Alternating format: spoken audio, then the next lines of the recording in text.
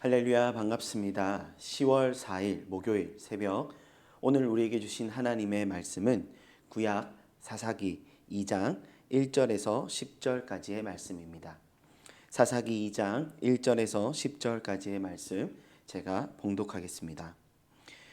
여호와의 사자가 길갈에서부터 복임으로 올라와 말하되, 내가 너희를 애굽에서 올라오게 하여 내가 너희의 조상들에게 맹세한 땅으로 들어가게 하였으며, 또 내가 이르기를 내가 너희와 함께한 언약을 영원히 어기지 아니하리니 너희는 이 땅의 주민과 언약을 맺지 말며 그들의 제단들을 헐라하였거늘 너희가 내 목소리를 듣지 아니하였으며 어찌하여 그리하였느냐.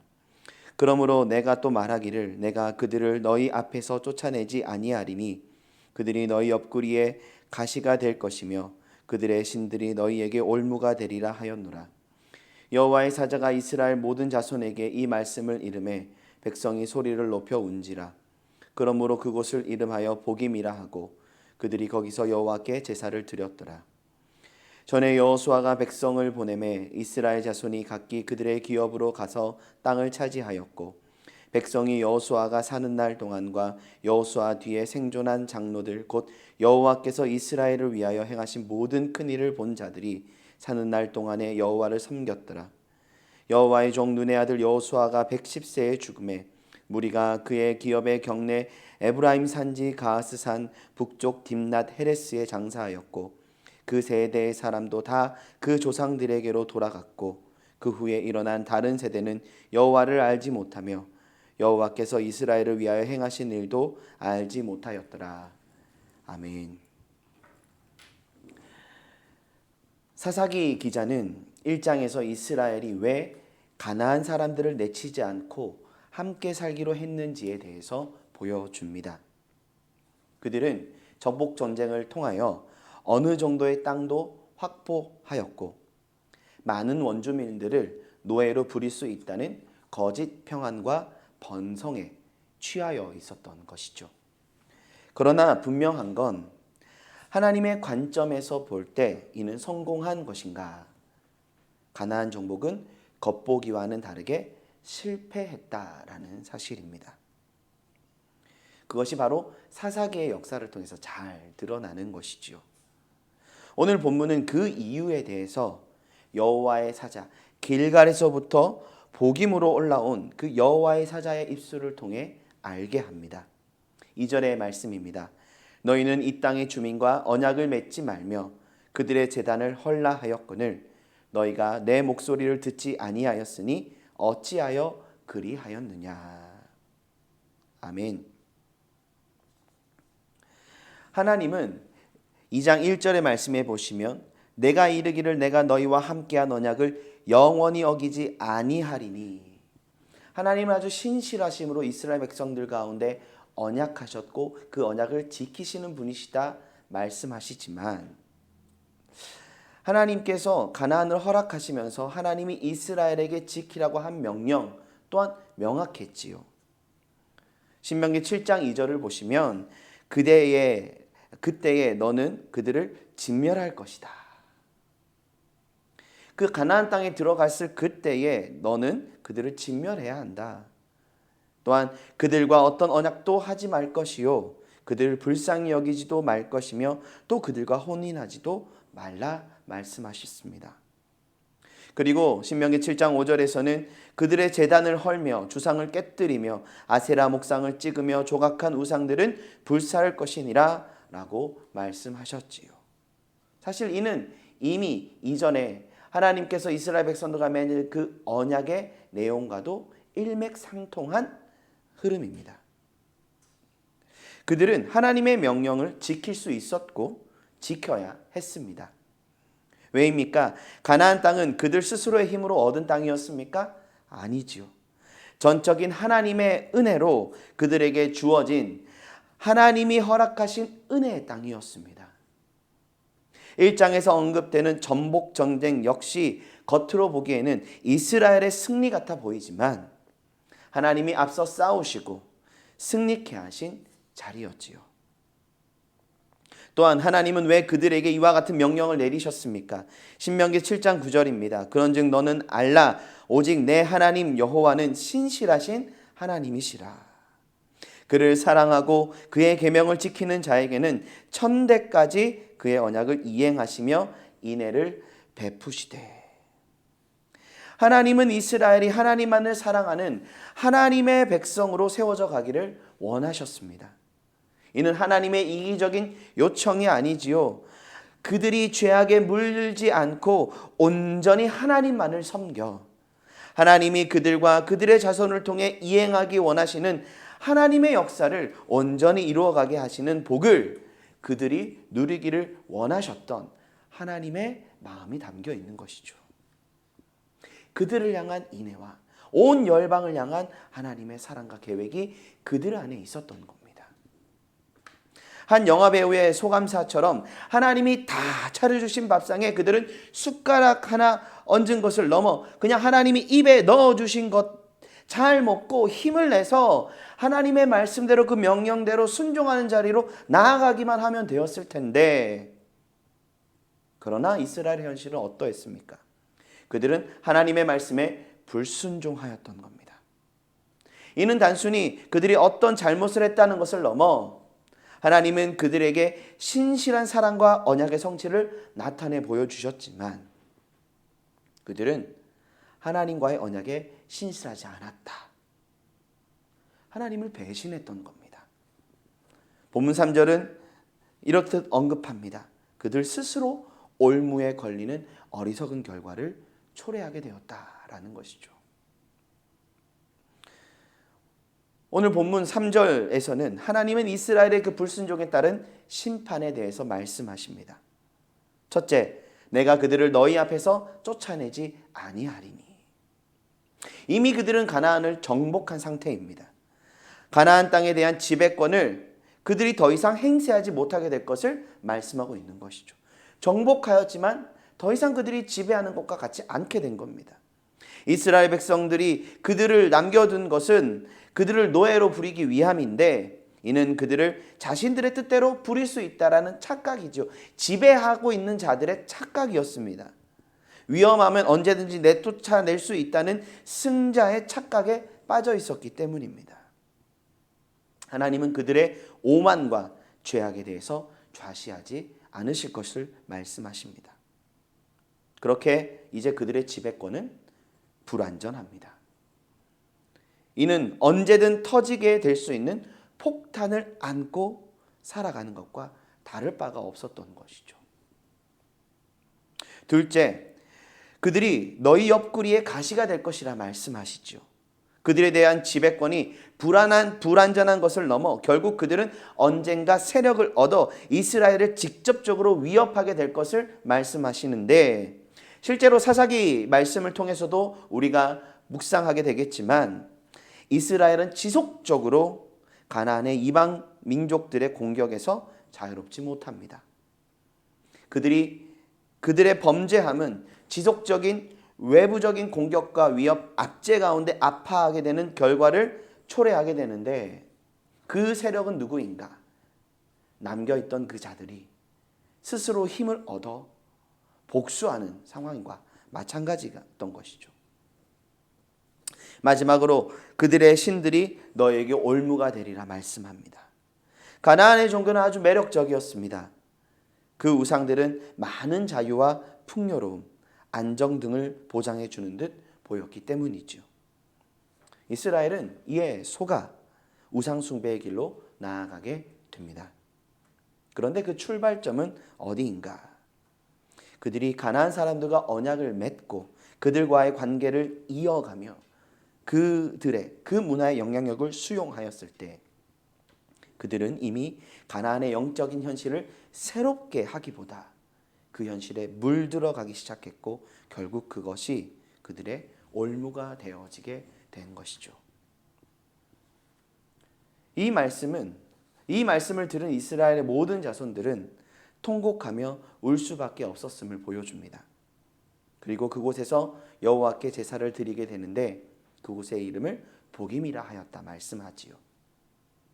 복임은 무엇입니까? 우는 자들이다. 지금 영광의 땅, 그 기쁨의 땅, 은혜의 땅에 서 있던 그들의 현실은 이제부터 우는 자들과 같았다. 말씀하고 있는 것이죠. 이어서 6절과 10절 이하는 한 세대가 지나가고 새로운 세대가 시작되었음을 보여줍니다.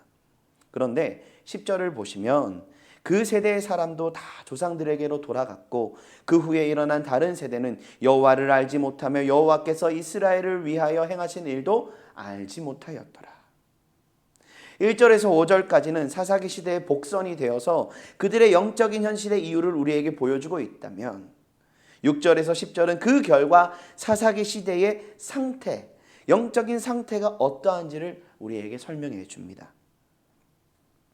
여호수아도 그 당시 살았던 장로들도 하나님을 알던 자들, 하나님의 행하신 일들을 기억하던 자들이 다 떠나고 난 이후 마치 그들은 영적인 황폐함을 경험하게 됐던 것이죠. 다시 말해 불순종의 결과 이스라엘은 하나님으로부터 멀어져 갔을 뿐만 아니라 그 후에 일어난 세대는 완전히 다른 세대였다. 하나님과 완전히 단절된 세대였다. 이들의 특징은 무엇입니까? 여호와를 알지 못하며 여호와께서 이스라엘을 위하여 행하신 일도 알지 못하였더라. 지금의 시대에도 신앙의 전수는 너무나 중요한 이슈입니다. 그런데 그 당시 이스라엘 민족에게 있어서 신앙은 전적으로 전수되어져야만 하는 문제였지요. 지금처럼 어떠한 도서 문화라든가 인터넷이라든가 다양한 또 지식의 공유나 또 정보들을 얻을 수 있는 시대가 아니었지요. 전적으로 부모를 통해 공동체를 통해 지식을 또한 다양한 가치를 습득할 수 있어야만 하는 시대였던 겁니다. 지금의 시대보다 더 다양한 또한 영적인, 문화적인, 사회적인 다름 속에서 그들은 자신들의 정체성을 발견하고 그 정체성 안에 살아가야 했지요. 그것은 오직 신앙 공동체와 직접적인 신앙 전수로라서 부모의 신앙을 통해 경험되고 학습되어질 수밖에 없었던 문제였습니다. 그 정체성은 오직 전수되어짐으로 통하여서 경험할 수 있고 취할 수 있는 문제였던 것이죠. 그렇기에 신앙의 전수는 그들에게 있어서 선택이 아니라 책임이었고 의무 이상의 사명이었습니다. 나아가 한 개인의 가정의 안위를 넘어 이스라엘이라는 공동체의 한 구성원으로서의 사명이고 하나님 나라 백성으로서 그들이 이루어가야 할 하나님의 명령이기도 했지요. 그러나 사사기 시대 현실은 어떠했는가? 그들의 불순종은 결국 그들과 다른 세대를 출현하게 하는 엄청난 과오를 범하게 된 것이죠. 얼마나 안타깝습니까? 얼마나 놀라운 은혜로 하나님이 그들을 건지시고 가나안 땅으로 들어가게 하셨는데 이제는 기쁨과 영광이 아닌 복임이 되어 눈물과 통곡이 되었으니 말입니다. 더욱이 하나님의 언약 백성으로서 온 열방 가운데 하나님의 영광을 드러내며 하나님의 복을 전해야 할 자들로서 살아가게 하시기 위해서 은혜를 주셨는데 하나님을 모르고 하나님이 행한 일을 모르는 세대가 출현하게 되었으니 말입니다. 우리는 이러한 현실이 하나님이 주신 은혜의 때를 온전히 살아가지 못한 그 세대의 과오로 말미암았다라는 점을 깊이 묵상해야 합니다. 출애굽 세대를 지나 가나안 입성과 정복 전쟁은 은혜의 때였습니다. 하나님의 약속이 성취되어져 가는 시대입니다. 거저 주신 그 은혜에 감사하며 찬양하며 주님의 그 말씀대로 전진하면 하나님 주신 그 승리를 맛보고 기뻐할 수 있는 때였지요. 그러나 그들은 주님이 주신 승리, 그들이 누리는 영광을 너무 당연한 것으로 자신의 것으로 여겼던 겁니다. 나아가 하나님의 은혜에 감사하기보다 계속해서 그들이 기대하고 바라는 것들을 추구하고 소유하고 취하고 갈망하기에 바빠 무엇을 잊었습니까? 하나님의 은혜, 그 은혜의 약속, 그 하나님의 언약의 말씀을 잊었던 것이죠. 사랑하는 여러분, 우리가 은혜도요 잘 받아야 합니다. 하나님은 우리를 사랑하시기에 항상 은혜를 주시지만 그 은혜를 받을 그릇을 준비해야 되는 것은 바로 우리입니다.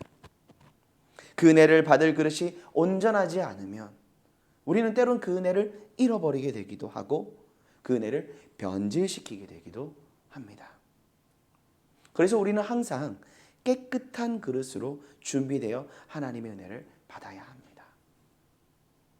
하나님의 말씀으로 날마다 우리의 삶을 채우고 그 말씀의 가르침을 따라 살아가며 주의 말씀이, 주님의 은혜가, 주님의 사랑이 날마다 우리를 새롭게 하심에 정결한 하나님의 백성으로서 하루하루를 살아가는 가운데 하나님 주신 그 은혜를 받아 누리는 그 놀라운 복을 누리는 삶을 살아갈 수 있어야 하는 것이죠.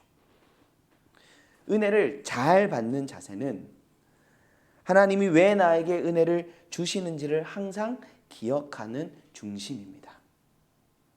그리고 은혜를 받는 것보다 중요한 건 은혜를 주시는 하나님께 집중하는 자세이지요.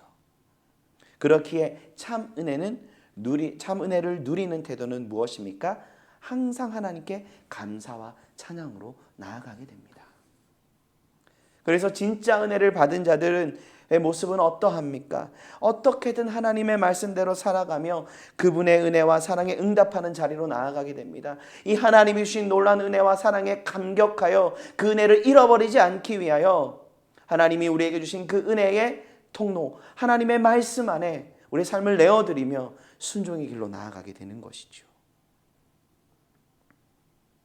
또한 그들이 하나님의 은혜를 온전히 누리며 바른 신앙의 태도로 나아갔다면 그들의 자녀들은 자연스레 하나님이 주신 은혜와 영광을 누릴 뿐만 아니라 온전히 하나님을 섬기는 기쁨을 알게 되었을 텐데 그들의 불순종은 무엇을 출현하게 하였습니까? 다음 세대가 아닌 다른 세대의 출현을 야기시킵니다.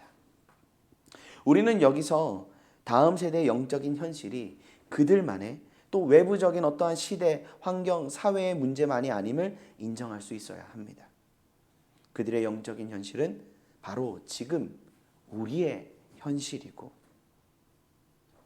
우리에게 책임이 있는 자리다라는 것이죠. 하나님의 백성들은 다음 세대들에게 하나님이 행하신 일들을 알게 해야 할 책임과 의무가 있습니다. 그런데 이는 전적으로 그들과 연결되어 있는 부모님들 또한 공동체가 그들이 하나님을 알 수 있도록 하나님 행하신 일들을 알 수 있도록 도와줘야 하는 것이죠. 이는 교회만의 책임도 아닙니다. 그들에게 연결되어져 있는 지체된 우리 모두의 책임이요 모든 하나님의 백성들의 사명인 것이죠. 사랑하는 여러분, 세상은 결코 그들에게 하나님을 알게 할 수 없습니다. 세상 속에서 살아가지만 하나님을 섬기며 그분의 말씀대로 살아가는 자들만이 우리 다음 세대들로 하여금 하나님을 보게 합니다.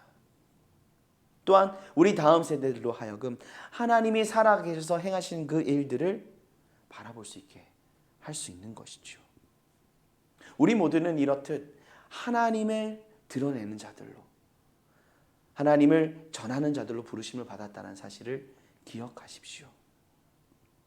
우리가 믿음으로 살아가는 그 자리, 하나님의 말씀으로 순종하며 나아가는 그 자리가 바로 우리 자녀들을 다른 세대가 아닌 다음 세대로서 하나님이 주신 참된 복을 누릴 뿐만 아니라 그 복을 온 열방 가운데 드러내는 하나님의 거룩한 부르심을 받은 하나님의 백성들로서 살게 하는 유일한 길이다라는 사실을 우리가 잊지 않고 살아갈 때 우리 사랑하는 자녀들이, 우리의 다음 세대들이 하나님 앞에 거룩한 세대로서 구별되어지고 하나님을 모르고 하나님 행하신 일들을 잊고 사는 자들이 아닌 날마다 하나님을 찬양하며 하나님을 섬기는 진정한 예배자들로서 온전하게 서게 될 줄 믿습니다.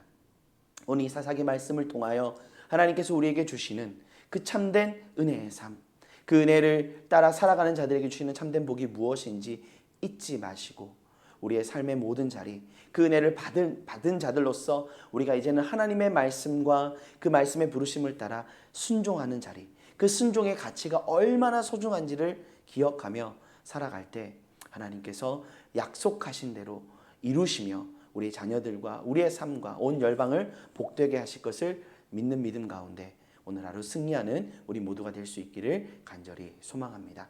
기도하시겠습니다. 사랑하는 주님, 오늘 말씀을 통해 다시금 우리의 심령을 깨워주시고 주의 말씀에 순종하며 그 말씀대로 살아가는 삶이 얼마나 중요한지를 다시금 깨우쳐 주시니 감사합니다. 주님 주신 그 말씀을 따라 우리가 살아갈 때 주님 반드시 그 말씀을 통해 이루시겠다 약속하신 그 약속의 말씀대로 이루시고 행하실 뿐만 아니라 그 순종의 걸음을 통하여 우리의 다음 세대들을 살게 하시고 다음 세대들을 온전한 하나님의 세대로 세우시겠다 약속하시는 그 하나님의 말씀대로 주님이 이루실 것을 믿사오니 우리 모두가 우리의 삶의 모든 자리 가운데 그 말씀을 따라 살아가며 그 말씀에 순종하며 주님이 행하실 일들을 기대하며 소망하며 나아가게 하사 주님의 뜻 이루어지는 한 날 되어지게 하시고 우리의 가정뿐만 아니라 이 세대가 이 다음 세대가 또한 온 열방이 주님께로 돌아오게 되는 복된 한 날 될 수 있도록 은혜 더하여 주시옵소서. 주님, 코로나의 이 현실 가운데 하나님 계속해서 하나님 회복을 허락하여 주시고 속히 이 지금의 상황이 전환되는 것에서 그치는 것이 아닌 온전히 이 코로나의 권세가 물러가고 온전한 회복의 역사 있을 수 있기를 원합니다. 주님, 우리 사랑하는 성도님들의 건강을 지켜주시고 그 삶의 자리를 붙들어 주시옵소서. 감사드리며 살아계신 예수 그리스도 이름으로 기도드립니다. 아멘. 감사합니다. 승리하십시오.